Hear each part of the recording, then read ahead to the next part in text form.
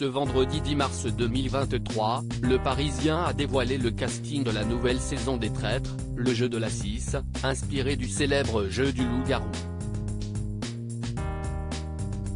Et parmi ceux qui vont se lancer dans cette folle aventure, un ancien candidat à la présidentielle. CIST, un programme qui a rencontré un franc succès. Le 1er septembre 2022, M6 dévoilait un tout nouveau jeu, Les Traîtres. Le concept est on ne peut plus simple, en apparence, puisqu'il est calqué sur le célèbre jeu de cartes, le loup-garou. 14 personnalités lors de la première saison se sont retrouvées autour d'une table et devaient identifier lesquelles faisaient partie des traîtres d'un côté et des loyaux de l'autre. Le jeu était mené par Éric Antoine et au casting, les téléspectateurs avaient retrouvé David Douillet et son épouse Vanessa, Camille Lacour, Clémence Castel, Paul Elrarat, Natou et sa meilleure amie la styliste Mélo Coco, Just Triad, Martin Lamotte, Bruno Sanchez, Bernard Werber, Alex Ramirez, Elsa Esnou et Delphine Vespizer.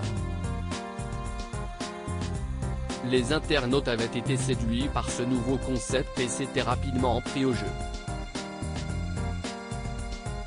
Après le succès de la première édition, la chaîne a décidé de lancer une seconde saison comme le révèlent nos confrères du Parisien. Un casting 5 étoiles. Le tournage a débuté lundi 6 mars 2023 dans le Cantal. Et pour que cette deuxième saison soit aussi réussie que la première, la chaîne a décidé de mettre les petits plats dans les grands en faisant appel à un casting complètement hétéroclite et assez loufoque. Laura Flessel, ancienne athlète désormais membre du gouvernement, sera de la partie et sera accompagnée de Charlotte de Turckheim, Natacha Saint-Pierre et Vincent Desagna. Des visages de la télévision seront également présents avec le célèbre aventurier de Koh-Lanta, Claude Dartois, le maestro de N'oubliez pas les paroles, Christopher Edia, la présentatrice météo Jennifer Demey, Guillaume Play, Nathalie Marquet ainsi que son fils Tom.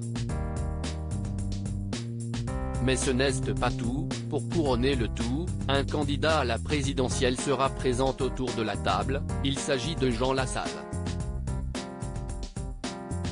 Et il y a fort à parier qu'il régalera une nouvelle fois les internautes avec ses petites punchlines bien à lui.